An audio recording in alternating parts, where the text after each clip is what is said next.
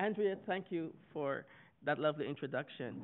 Andrea says that my work is influential to her, but she and her work is influential to what I do. In fact, without the kinds of work that she's done in the past and will most definitely do in the future, the role of the critic would just disappear.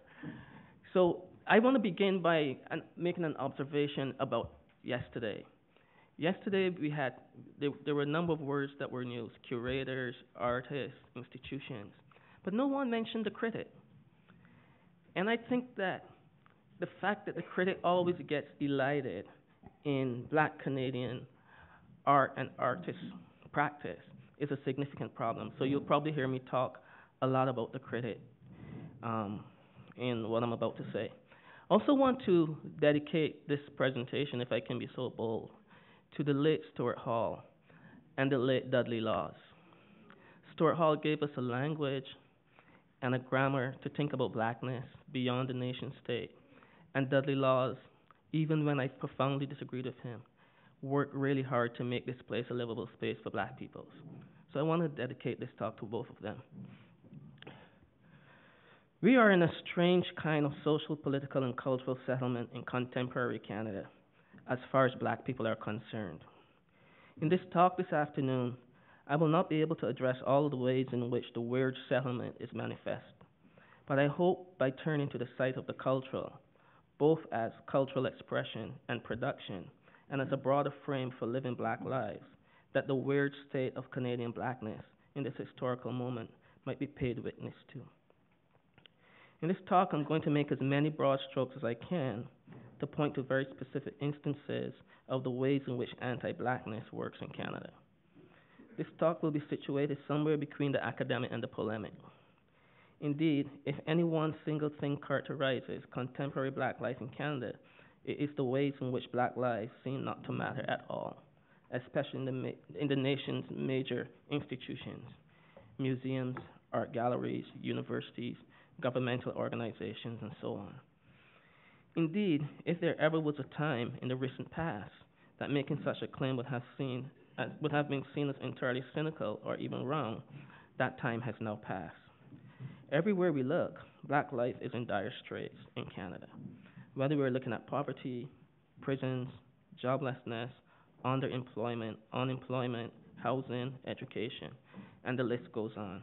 Black life is mostly stuck somewhere at the bottom of every marker, along with Aboriginal and First Nations peoples. What is particularly striking is that no level of government or any other major institution in this nation ever seems to find it necessary to speak directly to black people about their collective well-being. How did this come to be? In a now aborted project on black Canadian art that I began around the end of the 1990s, in part inspired by the Festival Salafi and the special issue of Revue Noir in 1997, I began a conversation with the textile artist Winsome.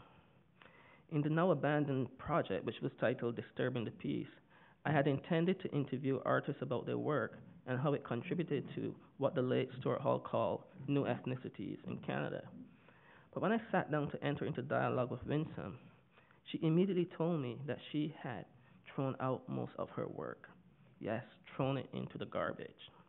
Winsome explained that storage had become too expensive and her work was not being collected by the institutions who could care for it.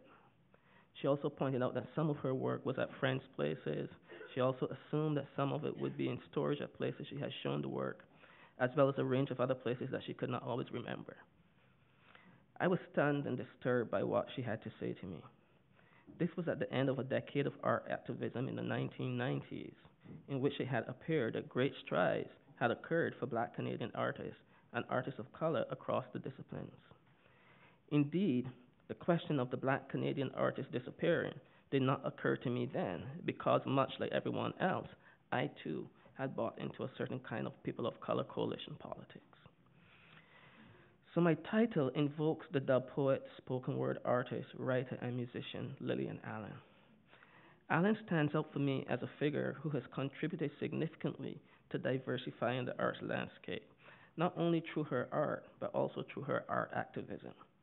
By invoking Allen as a real and symbolic figure of art activism, I mean to point to a moment that we all hope we had passed, but in reality, it is a moment not yet passed. The work that Allen and her co-conspirators did in the 1980s and 1990s attempted to open the possibilities for art making by people of color across a wide range of disciplines, and it cannot and should not be easily discounted. Indeed, in a certain register, the work was quite successful. On the other hand, the work was also tremendously painful and difficult, and some paid a significant personal and professional price for challenging the system as it was then. Here I think of the writer Norbesi Philip, who continues to be an amazing poet, but we almost never see her work reviewed in Canada, right? Uh, But I also think of, the fight around Carfax and Mix Magazine, the tremendous fight that some people in this room engage in around women's press. um, Even the skirmishes inside, the quiet skirmishes inside magazines like Borderlines and Fuse and Cine Action. These were significant cultural moments and some quite significant fights. What is quite profound about the art activism of that period is that the activists understood the problem to be a problem of structure. In that moment, they understood the practice of exclusion to be structural and therefore fixable. I will return to structure later, but suffice to say now that structure was indeed not fixable, only malleable. In the aftermath of the 1980s, 90s art activism, it is pretty clear that equity officers, and the most fantastic equity policies do not and cannot change structures that are fundamentally anti-black. Don't get me wrong, I'm not saying that 1980s, 1990s art activism was for nothing. There's much we need to take from that story, which I hope my comments this afternoon will gesture to. To make sense of the state of blackness, I will gesture to the context of production, to the context of the production of some disciplines in art in which black Canadian expressive cultural practices offer us critical engagements with what it means to live in the geopolitical space that has come to be called Canada. Today, I'm less interested in the critique of the content of the works and more so interested in how the works function or work within the confines of a structure that is fundamentally anti-black. Indeed, it is my contention that post-2000, it became clear that anti-blackness at the structural level has worked to make black art and black art makers disappear and or only occupy a tangential relationship to and within national institutions. I make this case because one can see a significant change in the Canadian art world at the moment of the art activism that I knew Lillian Allen as a real and symbolic figure of and for. However, once that long decade came to a close, the kinds of activities that had been previously present and made possible by activism disappeared in the 2000s. Obviously, part of the story is the way in which the neoliberal reordering of the economics of the cultural sphere impacted how policies for equitable sharing of resources were interrupted by logics of efficiencies, radical individualism, managerialism, and so on. However, when neoliberalism and anti-blackness combine, the impact on black art and black art makers produce a profound context of disappearance, and one might say remade the landscape in a manner that calls for renewed forms of activism today.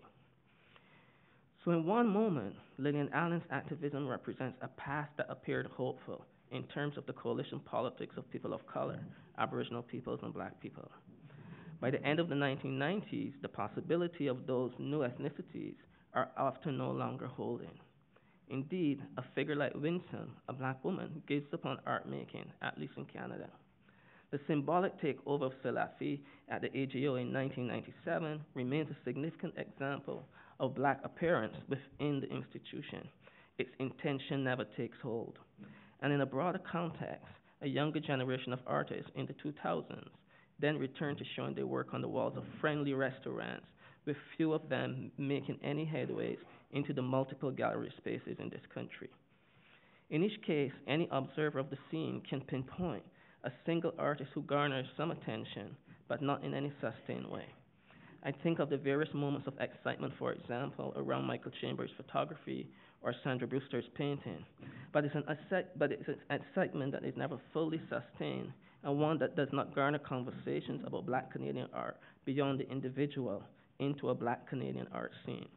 In some senses, then, Black Canadian art occupies a kind of flavor of the month, special effect place in the Canadian art world, where singularity is even not sustainable for the individual Black artist. So it is particularly important that Dr. Andrea Fatona is the lead organizer of this conference on the State of Blackness from production to presentation. Fatona's 2011 dissertation documents the important changes that Alan Kambaya and various coalitions of people of color and Aboriginal First Nations and radical white folk came together to challenge and produce momentary change within Canada's arts institutions of the 1980s and 1990s. Let me be clear, the impact of the challenge is still being felt, but almost 2 decades later, the impact is not fully lived in the national institutions. This was very clear to me a couple of years ago when I spoke with many of the executive leaders of Canada's arts funding agencies in Edmonton for their annual meeting, and they were still collectively, quite genuinely, struggling with ideas and issues of equity, representation, and social justice in their own work and in their understanding of what equity means for their organizations. Fatona's research alerts us to the ways in which Black people led, organized, and paid a heavy price for their art activism in the 1980s and 1990s, and how by the 2000s, Black people remained shut out of the art world in significant ways. Importantly, when one reads Fatona's work alongside David Austin's Fear of a Black Nation on Black activism of a decade earlier, the 60s and the 70s in Montreal, the profound story of Canadian anti-Blackness and the Canadian state is stunningly revealed. In the face of such evidence as provided by Fatona and Austin's research, we are left having to contend with the inevitable conclusion that Blackness can never be reconciled in the Canadian state as it is presently organized. This, then, is not a happy story. In the aftermath of a concerted effort to remake Canadian arts funding agencies and other cultural institutions, one might say that the intractable problems that those organizing sought to solve remain with us still. Scholars like Charmaine Nelson have and continue to do art historical work that demonstrates how Canada is profoundly shaped by anti-Black practices and ideas and or about visuality, and how such ideas condition Black lives in the past and the present. I understand anti-Blackness as structures and practices that are fundamentally conditioned to offer Blackness no way in. These conditions are not always, and for the most part, explicit. Rather, it is the philosophical foundation that structures the inevitability of Black illegibility. With such in mind, attempts to fix existing structures can only but result in failure, because the structure itself is built on logics and practices meant to offer Blackness no space within. My thinking is influenced here by the work of Frank B. Wilderson and Tamara Nopper, who also draws on Wilderson to point to what Wilderson calls the void of non-relation that conditions others' non-relation to Black peoples. The Black subject, then, has no relation to others in Western traditions because those traditions from Enlightenment onwards have been founded on the production of the Black subject as a thing. Indeed, reckoning with anti-Blackness, or as my friends and colleagues call it, Afro-pessimism, is such that one might walk away feeling that all forms of resistance are impossible and futile. To be clear, this is not the Afro-pessimism of white racist Africanist scholars who only see failed states on the African continent. This Afro-pessimism of Black scholars and thinkers wants us to recognize that because the structures are fundamentally launched against Black people, that our forms of life, Black forms of life, continue to shape what it means to be human in deeply profound ways. By this we mean that reckoning with the multiple violences of anti-Blackness, Black peoples continually revise what being human means for all of us.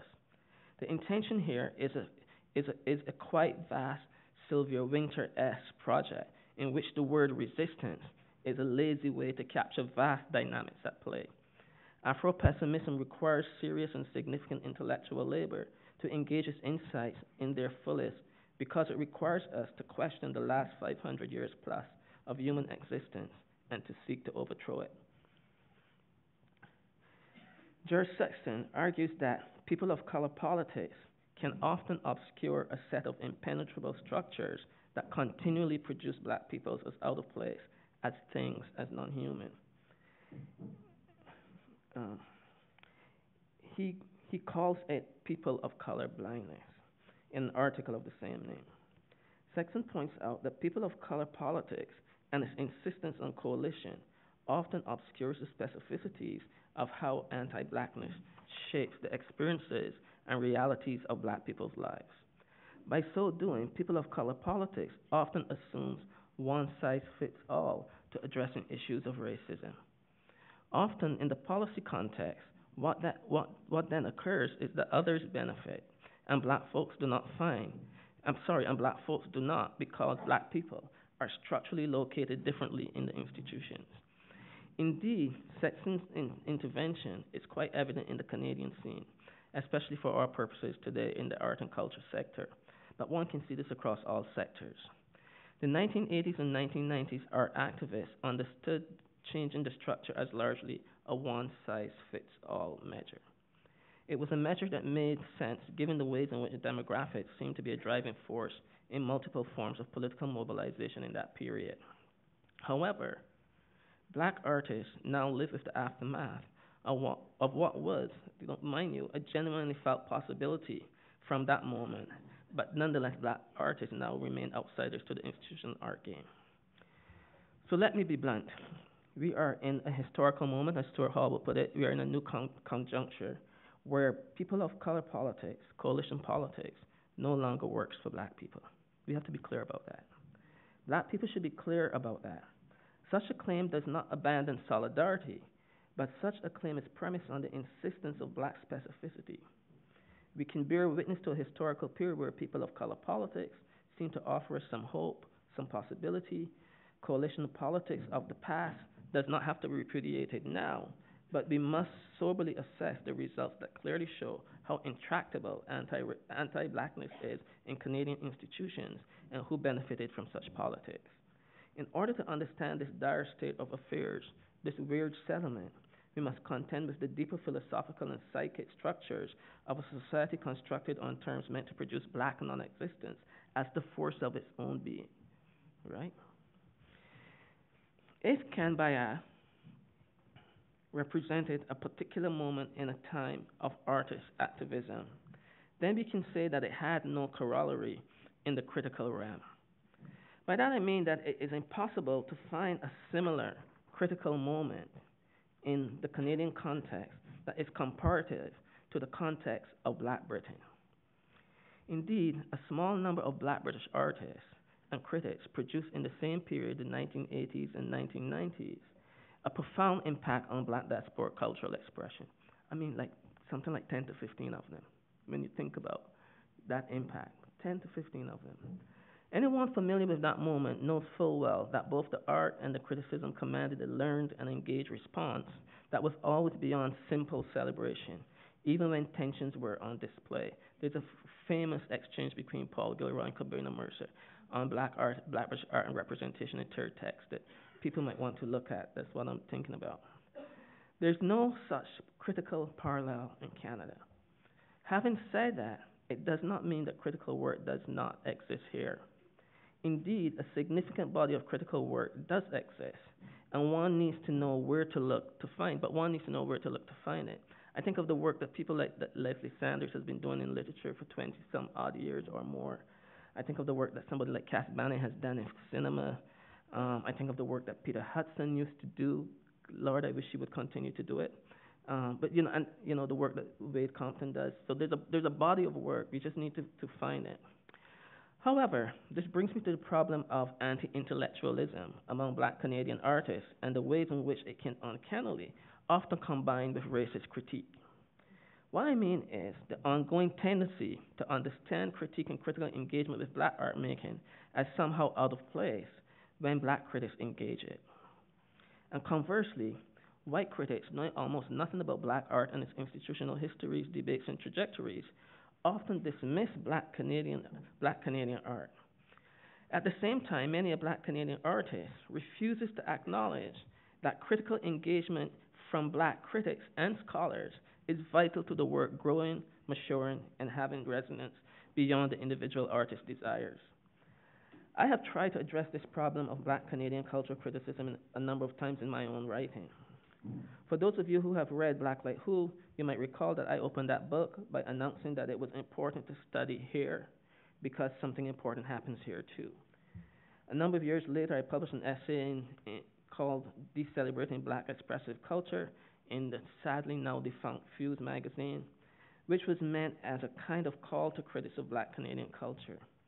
I wanted critics who were invested in the culture and devoted to scholarly and other forms of intellectual engagement with Black life here and elsewhere to engage Black Canadian expressive culture and not just to celebrate it as an example of some kind of Black achievement always and only. Indeed, critique does not always mean disagreement. It can also mean placing works in their rightful lineage, dialogues, and traditions. I still believe the Black Canadian culture needs its critics to grow up with it, to grow up along with it, as a way to sustain its presence. Because, as I have said earlier, the structure and the infrastructure are meant and built to disappear Black life and its multiple expressions. However, Black life forms persist, even if those life forms consistently come under multiple and different severe forms of pressure meant to disappear them.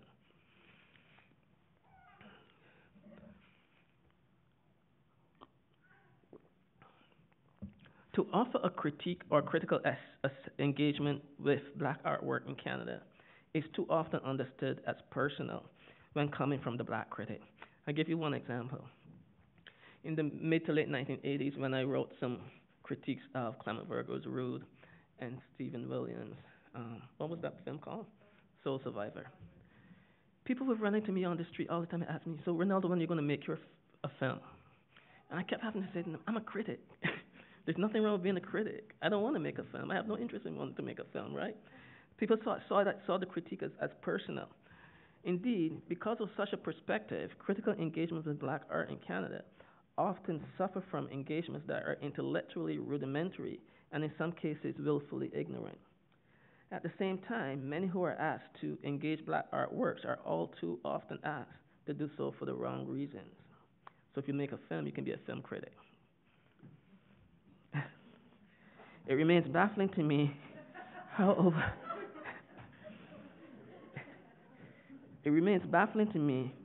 over a 40-year period that serious critics of Black Canadian work across artistic genres remain almost non-existent in Canada. That is at the institutional level. Of course, the neoliberal cultural reordering has produced less outlets for cultural criticism, and the decimation of small magazines in this country has not helped much. But what is even more significant is that Canada's cultural institutions are fully aware that with Black people having no collective response to their de facto willful ignorance, that just almost anything can pass as engagement with Black artwork. I would argue that the situation is now so dire that folks are just happy to see something appear. Such an attitude is a significant setback from what the 1990s seemed to promise. It is the case that just anybody can be a critic of Black Canadian art without any prior commitment to understanding its genesis, its provenance, its politics, its social and cultural context and worlds.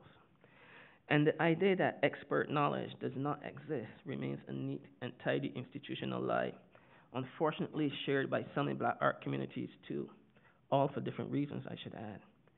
Some Black art communities don't want their work critically engaged with because of their own anti-intellectualism, while others are just so happy to show or present that a simple politics of representation easily satisfies. Others have legitimate fears of critics, especially university-based critics like myself.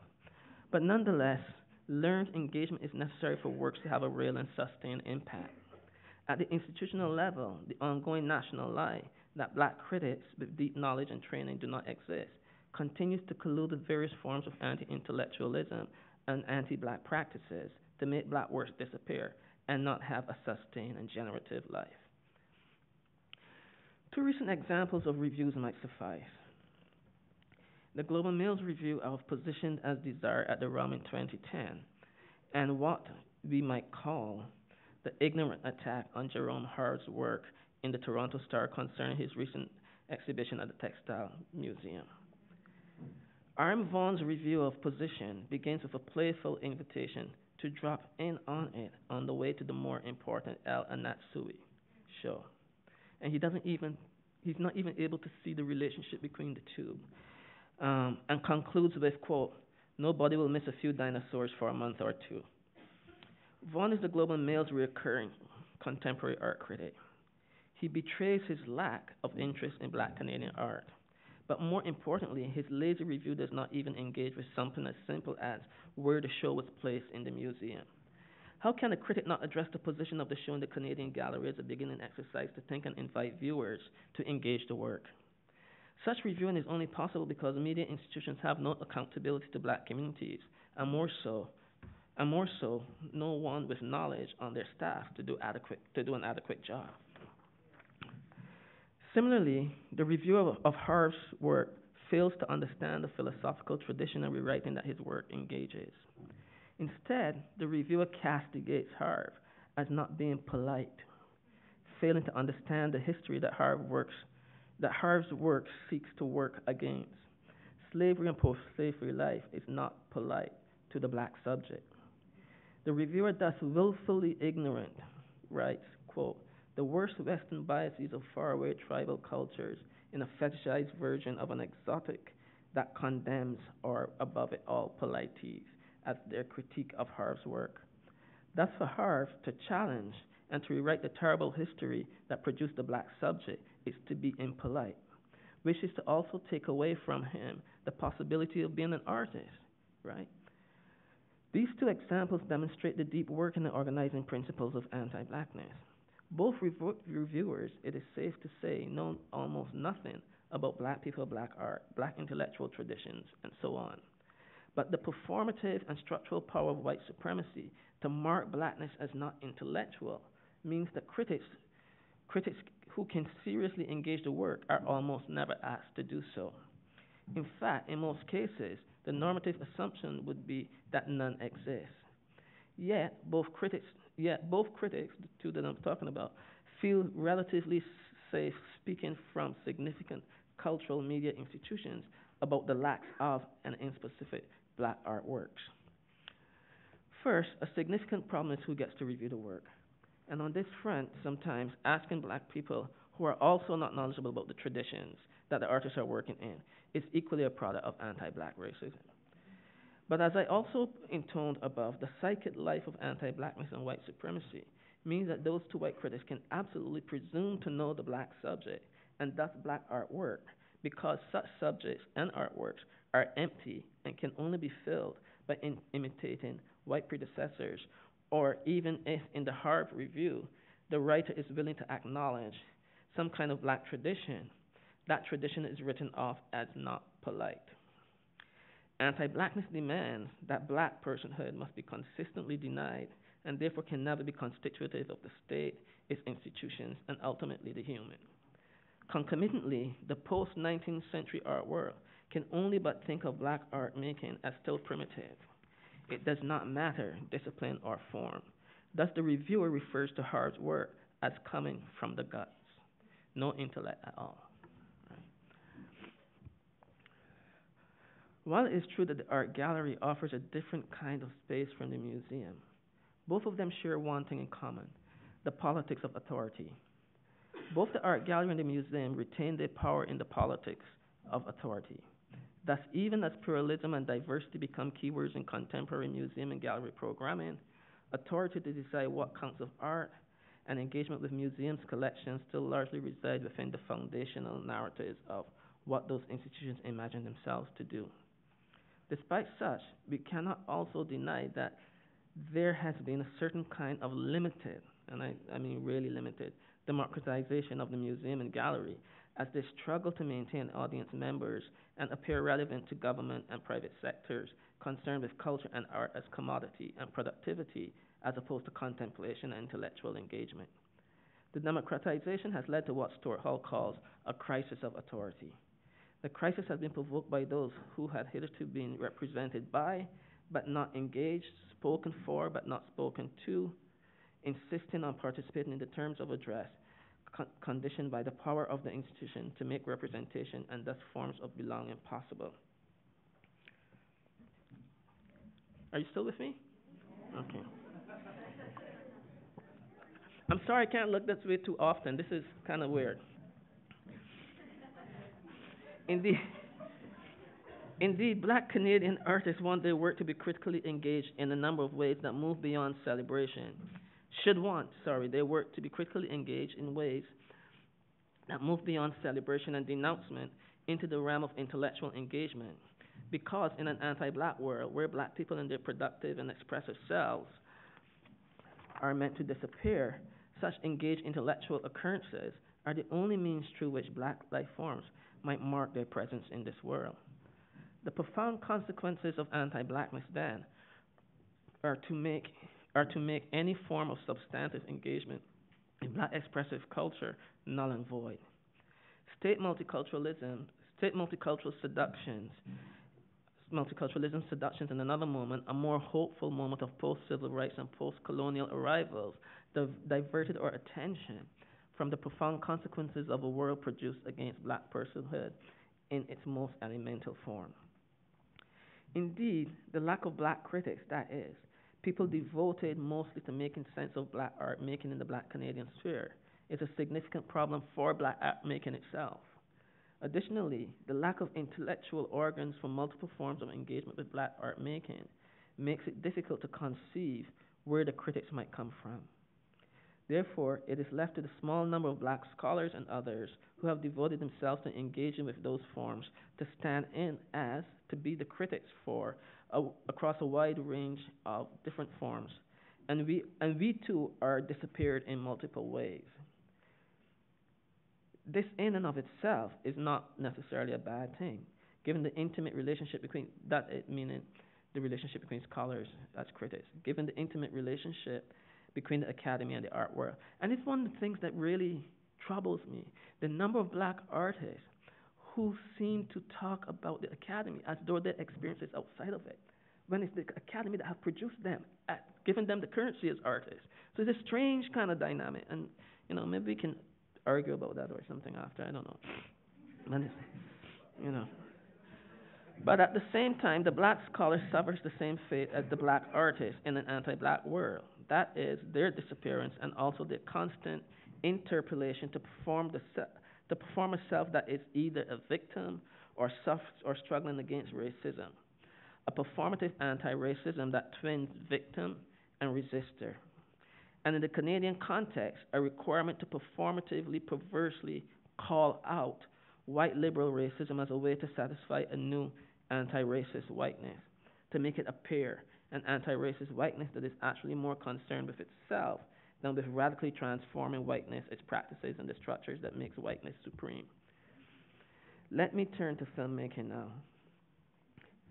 A similar dynamic is at play with filmmaking as well. If, for example, we were to look at documentary filmmaking, I'm literally doing a random sample here, by black Canadian artists, but I'm trying to work within that decade, right? The issues of concern that I raise are forcefully headlined. One might begin with a sample of films that might consider beginning, say, with Jennifer the Hodge Silver's Home Feeling in '83, and going to Alison Duke's Raising Cain in 2000. In between there, we have Dionne Brand's Sisters in the Struggle. We've got films by Sylvia Hamilton, Black Mother, Black Daughter, Speak It from the Heart of Black Nova Scotia. Roger McTeer's film in 2007, Journey for Justice, is a bit outside the decade, but it's useful for what I want to think through here. And Jennifer Holness and David Sutherland, Speakers for the Dead. All of these films are produced within the context of the National Film Board, if I'm correct. I might be wrong. But they have a particular kind of aesthetic and so on, except for Speakers of the Dead, but that's not what I'm after here right now anyway.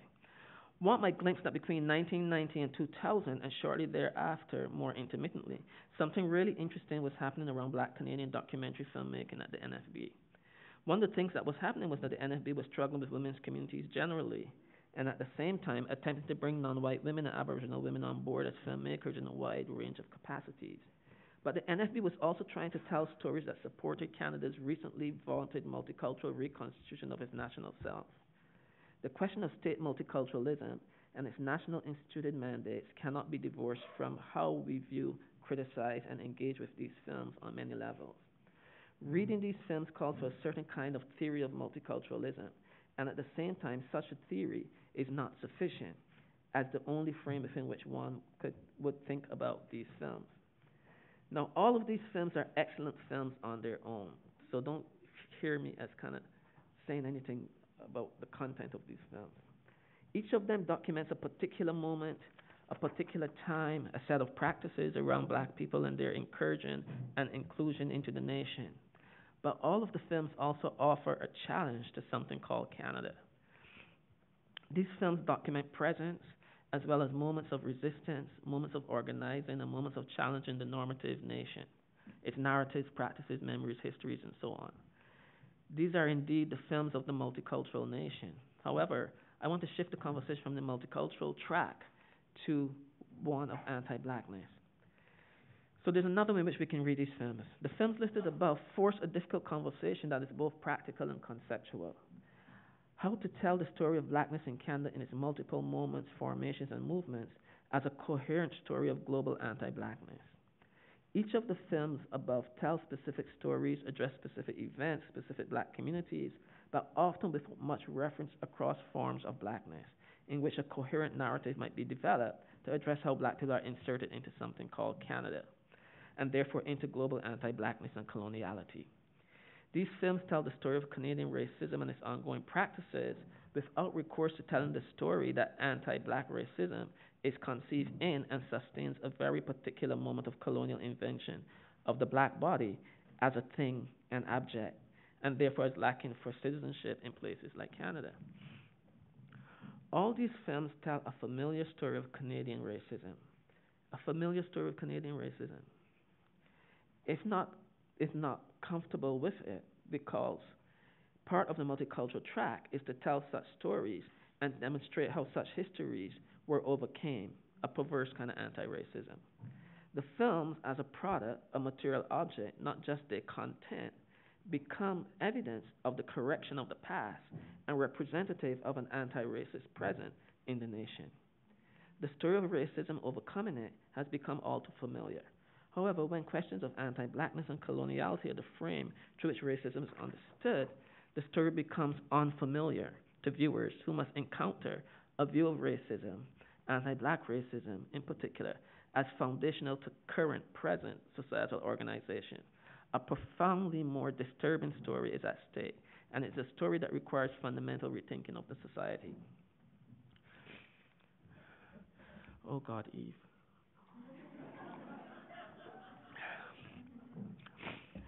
So for me then, the critique of these films is not so much their content, but the terms under which they come into being. The institutional mechanisms that give rise to them and the ways in which reading them collectively points to the impossibility of telling the story of anti-blackness as central to Canadian nation-making. Since all of these films are made within the context of the NFB and often through the assistance of special programs like Studio D for Women or the Racial Equity Program for Emerging Filmmakers, a particular story of the nation is already at play, that of diversity and its representation. Such institutional positioning points to the limits of what would be possible in the first instance, since the NFB's mandate is to reproduce the nation as a space of possibilities, while engagements and critiques based within radical notions of anti-blackness seek to undo the nation and expose its limits, unmasking its multiple modes of oppression, control, and production of thingness. Each of the films can be read as individually engaging some of the elements that makes anti-blackness a larger frame for addressing racism, but each film is also limited in its attempt to cast the net wider, given the institutional production constraints on the filmmakers. So what do these films generally try to do? They generally try to do two things on what I am calling the multicultural track. The first thing they try to do is to grapple with the politics of the exclusion. The second, after grappling with the politics of exclusion, they try to right a wrong. As stated before, these films document how black people are excluded from the Canadian polity, and the films are themselves an attempt to right that exclusion, to make right that set of wrongs. What these films don't do, even though each film is individually quite good, is grapple with the invention of the Americas as a place of anti-blackness and coloniality. The bulk of these films take an understanding of black people in Canada as a fairly recent phenomena, and thus are also driven by an immigrant discourse and narrative. Sylvia Hamilton's work stands out from this dynamic, since she's concerned with the histories of Black Nova Scotians who can be traced back to before Confederation. Collectively, then, the films all tell a partial story of Black people's connection to the colonial space of Canada through an attempt to make sense of exclusion and practices of racism. Nonetheless, the challenge these films offer should not be minimized nor dismissed. These films simultaneously undermine and work to put into public sphere conversations and into the National Archive and imaginary other modes of thinking about the nation. Additionally, at the level of the nation's institutions, all these films function as an example of the particular national institution, NFB, being inclusive. So, as a material object, you can say, NFB can say, you see, we're inclusive. Here, go watch Sylvia Hamilton's film, right? All of these forms of inclusion are the tracks of multiculturalism. The body of films become an example of the inclusive nature of national institutions. By so doing, the question of how institutional funding and support for Black Canadian documentary work is achieved is central to how stories can be told. Thus, it is impossible to adequately address what kinds of Black films get made without fully understanding and appreciating the roles of production sites like the NFB, presenters like the CBC, and artist funders like the Canada Council for the Arts, Telefilm Canada, and so on.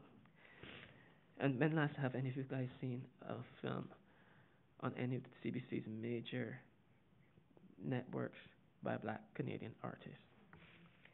Many of these institutions, all of them with mandates to reproduce the white nation, often frame their encounters with Black filmmaking through the language and practice of diversity, inclusion, and lost histories, a very particular kind of logic that fulfills the multicultural nation's track of demonstrating that the nation and the state is actually doing the work of inclusion. Thus, the films are an interesting example of narratives that must both represent the nation and simultaneously critique it. In terms of remaking national institutions, these films are supposed to demonstrate the promise of equity, and they're supposed to ask viewers and to leave us with a sense or suggestion that equity is possible. The very fact that we have the film is evidence that equity is possible. We know that such an idea is insufficient. It is my argument then that the institutionality of these films work to implant them in what I will call ongoing anti-Blackness and coloniality. Again, I am not suggesting that the films not be made. I am calling the structure of their making into question. So we return to where I began. One can say that collectively these films are fundamentally about exclusion, and the films are also about placing oneself in the story of the nation. But one might argue that such placement and placing does not radically shift the national frame. My claim is not a critique of the content of the films, but more an acknowledgement of the conditions under which the films are produced, distributed, and presented. What is particularly difficult to assess is how these films work with the broad strokes of anti-Blackness and coloniality. That is, how do these films take seriously anti-Blackness and coloniality's invention of the category of the black, the red, the category of the red, and the category of the white? Making work that proceeds from the invention of those categories and that takes them as somewhat unbridgeable categories in the formation of modern nation states like Canada reproduces anti-Blackness and coloniality. Not because the filmmakers themselves are committed to ongoing anti-Blackness and coloniality, but because the pervasiveness of anti-Blackness and coloniality is a structure through which institutional acknowledgement and presence, that is space and time, can be partially achieved. I'm not suggesting that people not work with the institution. It's a compromise. So I'm going to conclude. So I'm suggesting that Black Canadian art making relies on an infrastructure that was not designed to make Black art possible in the first instance, because it was fundamentally not structured to make Black life possible. I think this is made clear to any of us who wish to see it continually every day. Black Canadian art can not only articulate itself as presentist or immigrant or marginal. It has to be something more. Instead, it might begin with a significant engagement with the historical conditions of its production. I'm not saying do history, but rather to understand how making art in Canada is produced in the context of a historically structured anti-Blackness that seeks to make Blackness disappear from anything called Canadian. Therefore, the reformists, and I don't use that word as a bad word at all, efforts of the 80s and the 90s, which meant to produce modes or practices that Black artists might be intelligible and recognizable to various art institutions, have now run their course. Reform is not always and everywhere useless either. Indeed, many cultural institutions could well point to individuals and, for sure, policies and practices as sources of their learning from the historical past. However, Wendy, you see how Roger's language infects you? The historical past, right? Where's Wendy? However, on further investigation, something more troubling comes into sight. Oh, it's just like, these people who taught you, and then all of a sudden you kind of hear yourself. Across the cultural industries, black work gets some engagement. But the truth be told, often that engagement is for reasons that produce corporate multiculturalism.